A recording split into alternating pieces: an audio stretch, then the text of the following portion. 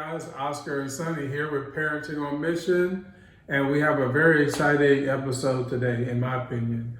It's an issue that a lot of parents deal with, and it's the issue of our children talking back to us. You guys know what I'm talking about? Don't act like you guys didn't talk back to your parents. I know I did, and I got the bruises to show it. I never talked back to my parents. I don't know what he's referring to. Well, today, Suni and I, we're going to unpack this issue of talking back to our parents. But before we get started, Suni, why don't you give everybody just a quick update on our parenting masterclass? How is it going? Hello, everybody. So we did host our first inaugural parenting masterclass at 2 locations so far this, I guess, into summer, beginning of fall time. So August the 29th through the 30th, we were at the Pool of Life Community Church. It was a great experience to share with parents and starting to create that community. And now we're still doing our Parenting on Mission classes until October. The master class is until October the 22nd. So we're heading into our 5th class on Wednesday from 6:45 to 8 p.m. at Champions Forest Baptist Church. And it's the Champions location. So we encourage you all to come out and join us on Wednesday night, Champions Forest Baptist Church, 6:45 to 8 p.m. We are on the 5th, and we have 9 total classes there. And so it's a great time. It is not too late. So come on out and join us. All right, so let's get into today's topic. And today's topic is about talking back. We have 4 children. And so, of course, my oldest son and then the 3 children we've had together, and they all have talked back to a certain extent. My experience in talking back or attempting to talk back to my parents, it wasn't accepted, and it was greeted with sometimes what we call a little backhand. A backhand? Kind of like this, like if you're in the car. No, practice me. No. Like if you're in the back seat, that backhand come back to you, yeah. But was it really like, and you and I have had this discussion before as well, like was it really us talking back?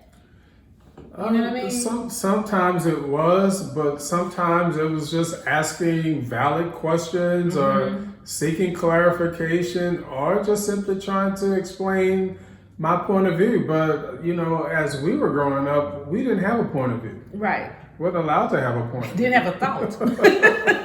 It's just do what I say do. Yeah. But what do you think when parents say that their children are talking back? What do they typically mean by that? I categorize it as being like an inappropriate response, right? Okay. Inappropriate response, or challenging what you've been instructed to do, or challenging what your parents are saying. And so a lot of times that's what talking back is, or was categorized. For us, it was any type of communication other than yes ma'am, no ma'am, right, to our parents. But when you really think about it, to me, it's more challenging what you've been instructed to do, or being disrespectful or defiant. Right. Yeah. Yeah, I would say that's what I believe most parents mean when they say my child is talking back. And we've actually heard this quite a bit in our parenting masterclass. Yeah. That people saying that they're having this issue, which is kind of why we're talking about it today. But, like Suni said, it's just they're meaning that their child is being disrespectful. Now, I'm not sure if they are also meaning that their child is just trying to communicate. Right. But mostly just kind of picking up on context clues. I'm kind of picking up on the perception that they mean that their child is being disrespectful, or like you say, challenging their authority. And nobody really likes to have their their authority challenged, really, if we're honest. Right. But I think that, like you said, it's a form, they're communicating. And if we feel like our children are talking back, then we have to think back as parents, Right. did we teach them how to appropriately communicate? Mm-hmm. Because, or are they communicating the way that we've modeled for them? Mm-hmm. Or did we teach them, hey, what you're doing is disrespectful. What you're doing is talking back. Right. And so that's not okay. Mm-hmm. This is, now you can talk and communicate with mom and daddy, Right. but we are not going to be disrespectful and defiant. Well, and as a parent, you have to decide, are you trying to have a monologue or a dialogue? Now that's a word. Now, if you are communicating with your child and your child is trying to respond to that communication, that's not talking back. Right. That's just communication. Because you asked a question. Well, maybe I didn't ask a question. Okay. But maybe I'm giving instruction and my child is maybe asking for clarification or expressing, like the other day, I told Kristen to do something. Okay. I wasn't expecting a whole lot of response. I just wanted her to do what I asked her to do or told her to do. But it's okay to ask our children to do things as well. So, right. Sometimes as a parent, we don't feel like we should be asking our children things. It's okay to say that I asked her to do something and she had something to say. Now, I guess earlier in my parenting journey, probably when Kristen was younger, that would have been, I would say, me feeling like she was talking back. But now, if I listen, is more, I'm hearing her just asking for more clarification, or maybe if I tell her to do something, she may have another proposal. Let's just put it that way. Another alternative, and if I'm listening to see if it makes sense now. Right. Because maybe, this is a really good example because the other day I told her to do something very specifically, and she proposed if she could do it when she got back home. Okay, now if I was just in my feelings, no, you're going to do what I told you to do. Yeah. But what she proposed actually made sense because we had some other things to do. Right. So is talking back or what we perceive, is that a bad thing? Is talking back a bad thing? Yeah. I guess it could be a bad thing. Right. Yeah, it just depends on what they're saying and how they're doing it. Right. And that's what I think about too, because if you're being disrespectful, if you're being defiant, being disobedient, then that's the bad choice. That's the bad thing, right? If the intent is to be, because I know when they were younger, I would ask, hey, are you intending to be disrespectful? Well, no, ma'am. Right. Okay, so then you need to change the way you said that. Exactly. And in teaching them and bringing that to their attention that it's coming across disrespectful. Right. And we don't want to have a misunderstanding about being disrespectful. Right. So I think sometimes that's another thing, bringing it to their attention because it's not their intent. It's just, it may have come off that way, or I may have perceived it that way. Right. It just could really be our perception. Right. Now, if a parent is just giving instruction and like there is no room for discussion, right, you're going to do what I tell you to do. Right.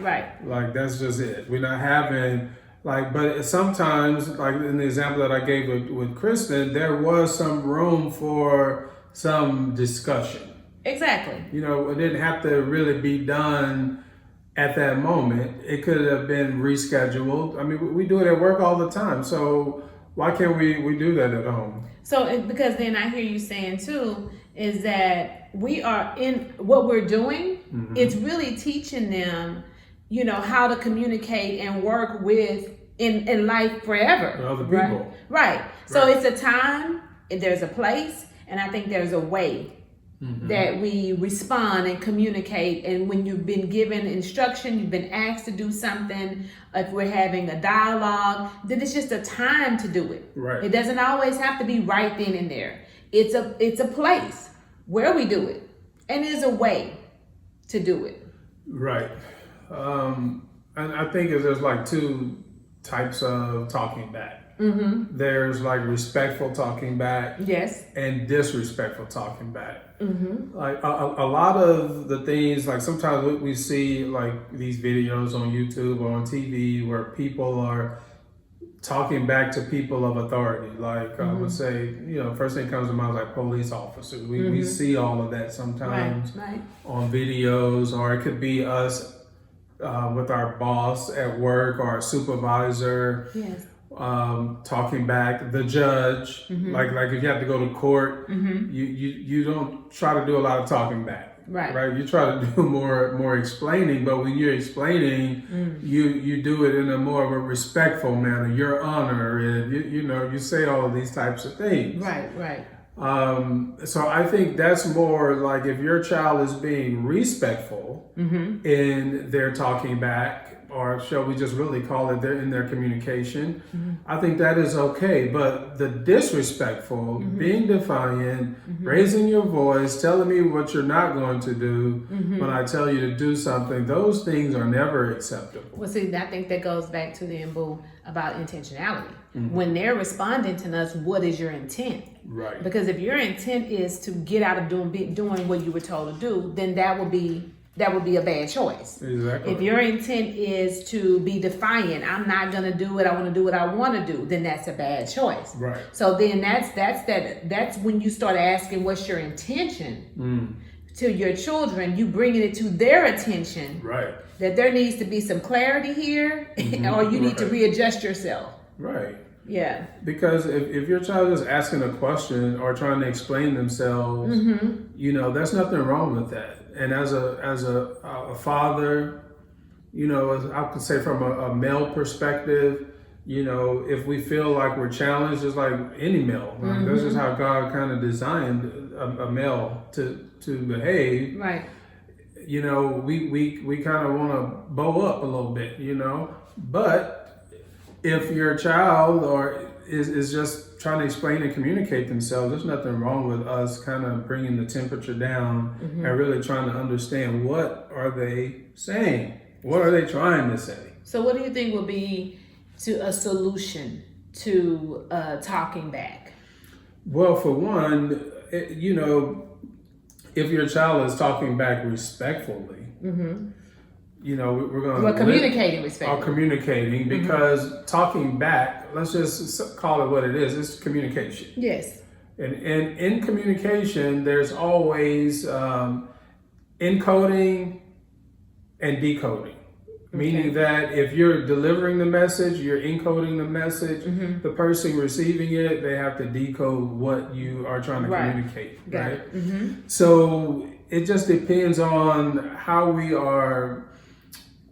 If you haven't communicated clearly, see, a lot of talking back is because we're not communicating clearly. Okay. So if we're not communicating, giving instruction clearly, we're not taking our time, we just taking a moment and just hollering and do this, do that, do that. Well, if you just say do this, I could have 10 other questions on how to do it, right? Right. Let me say this real quick. So we, in my district, we do teach like a champion, right? But I think that's really true, because one of the aspects of teaching like a champion is to make sure that we're using emotional constancy, which is basically putting our emotions and things when we're giving instructions, right? When you're teaching, it's not about my feelings. It's about, this is what you need to do. This is how we do it. Right. But then also it is you use an economy of language, which means you're not giving basically a dissertation. Right. We don't have to get on our soapbox and I tell you over and over and over again, instead of just saying, this is what you need to be doing. Number one, go clean your room. Go do this, and this, and then stopping it there. Take out the trash. Right. It's not a back and forth. Boy, I told you every Saturday I gotta tell you. Same thing over and over again. I'm sick and tired of. No, we don't need Right. Go take out the trash. Right. That's it. It's easy. So I think sometimes for parents we have to stop asking questions. Sometimes, why didn't you go do this? No, what did I tell you to go do? Right. Now go do it. Right. That's simple. Or I think another was sometimes making a statement, just saying what you need them to do and give instruction. Clear instruction. Clear instruction, concise. Yeah, because that's and tell them, if you tell your child to go clean up your room, okay, because that's something we all deal with as parents, right? Especially with Clean up your room is relative. younger children. Well, see, and that's the point. We have to explain to them what cleaning up the room looks like. Exactly. You know, how does that look like to the parent giving the instruction to the child? What am I saying when I say clean up your room? What am I look for? What am I looking for when I go check? And go check. Make sure you go in to check.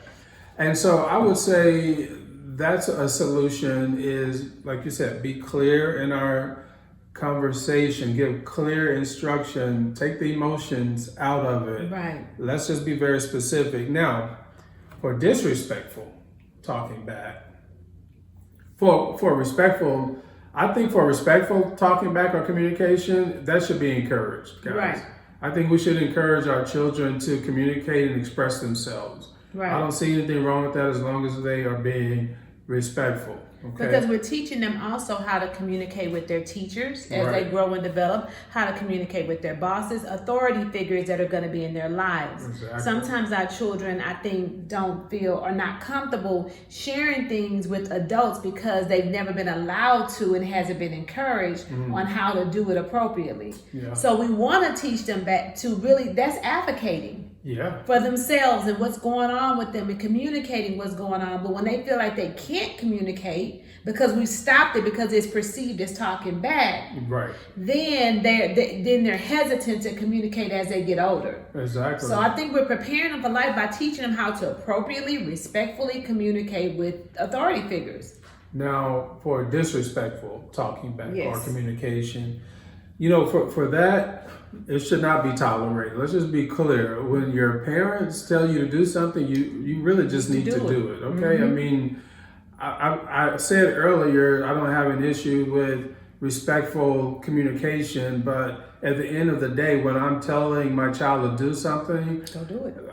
that is my expectation. There is no alternative. Right. But unless there's some room for negotiation, but it's going to get done because that was my instruction to you.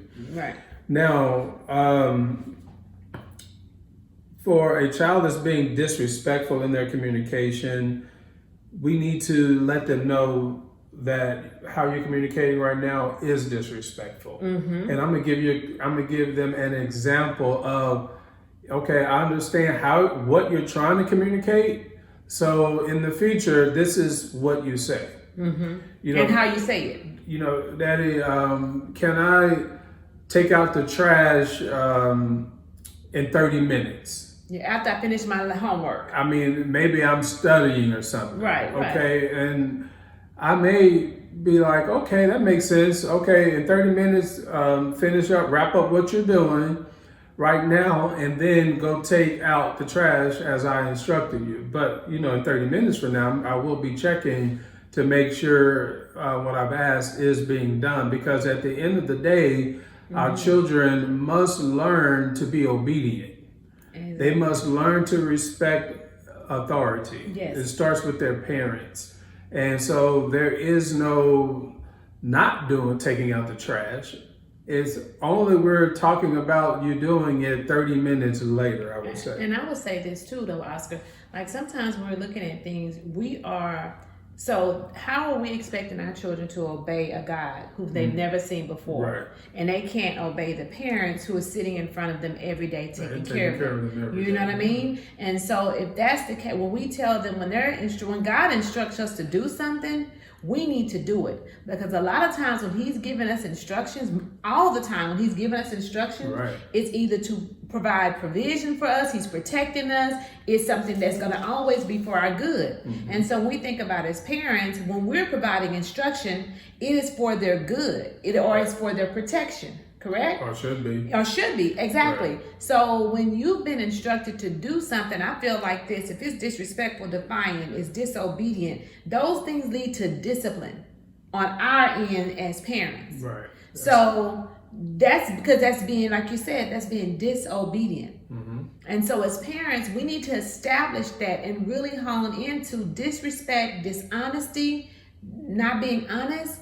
disobedience, defiance, those things lead, and disruption of the home, those things lead to 5 D's lead to discipline. There needs to be some consequences at that Exactly. point. So That's discipline. and your child needs to understand what the consequences are. Going to be. You know, so and that also takes out some of the emotion, right?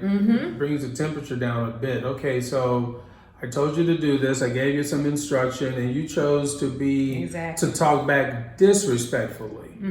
All right, so now there's some consequences, and you all have to sit down and decide what those consequences are. Right. But they should be pretty significant, I would say, based upon the level of disrespect, right? I'm going to say it has to be equal, I would say. So if your child responded in a very disrespectful way, I mean, the consequence could be simple as no television for the rest of the day, for example. Can I get one? Hold on a second. Sure you can. It could be no cell phone. We're going to take your cell phone away for you for 2 days. Now, back in the day, for me, that was a pop or something. But these phones and things that they really like, to me, they're more beneficial as consequences to take those things away. And they last longer than a spanking, right? So that would be some ways. Make sure you have consequences and communicate those consequences beforehand. So everybody's clear. If you be disrespectful, this is what you can expect. I think for going to younger children, you know, because that's a little older. Okay. So younger children, and this is where I was going with this, is that so the consequence is your mouth, right? The mouth. You have communicated disrespectfully or defiantly to us as your parents. So then we're going to put your mouth in time out. Sure. That means there's no talking. I need you to sit here and think about how you communicate to your parents. And that usually works because they want to communicate. Right. No, stop talking. I need you to stop and think. Because what you said was wrong. Giving them that time to sit down and process the fact that what they said was disrespectful and keeping their mouth on timeout. And when they ask, then set the timer. If you say it's 5 minutes, if it's 10 minutes, that's what it is. Right. Set that timer, be consistent with whatever that consequence is, and it connects with the fact that they stop to think, I can't use my mouth. No, the timer's not up yet. Don't talk. For younger children, that will work. Okay, and then after time out, I would give them an opportunity to come back and fix it. And do it again properly. Right. And even the older child, come back. So after the consequence, come back and let's see if you can communicate respectfully to me. Right, because there has to be a restoration portion. Whenever you provide a consequence, you have to restore the relationship and the fact that you have crossed the line with one of those 5 Ds. Right. And so you need to come back and let's discuss that. Not I'm making you do it, because it has to be something. That's when we're working on the heart of discipline. When you're disciplined and you're providing discipline for your children, ensuring that you restore that heart issue, because you're also fixing that heart issue. So come back and let's talk about it. Mom and Daddy, I apologize for being disrespectful. I shouldn't have said that, or I should have done what you've asked me to do. Let's restore the relationship. Don't let them provide consequences. We should not let them just go on like nothing happened. All right, guys. So again, this is an issue we know that all parents deal with. Yes, indeed. Including us. And we try to unpack it a little bit, give you some solutions. But before we wrap up today's Sunday, do you have any parenting points? I think it's quick and easy. Okay. Remember that, we're communicating to our children. We're teaching them to communicate appropriately, respectfully, also talking to them and changing our language from talking back to communicating appropriately or disrespectfully, using that type of terminology, because they don't understand what talking back really means. But when you say how you're talking is disrespectful, it's not fair, they understand that. Use fair with younger children. Ensuring that we're communicating, it's a time and a place and a way to communicate. And if there is a concern, and we're seeing this as a concern in our home with them communicating disrespectfully, did we teach how to communicate respectfully, and did we model how to communicate respectfully? Right, and that's that last part. Are we modeling respectful communication? So, guys, we do thank you for watching. We do ask that you subscribe, like, and share. Leave a comment. You know, how did your parents deal with you talking back? Did you kind of get the backhand like I did? I don't know. Maybe we're from the same generation. Or how are you guys managing that in your house now that we know better? That, you know, it's kind of good to understand what our children are trying to tell us at least. Hey guys, hit the notification so that you can be notified. Every time we drop content, you'll get a notification. Remember guys, parenting is easier when it's done on mission. Talk to you next time. Bye-bye now. Bye.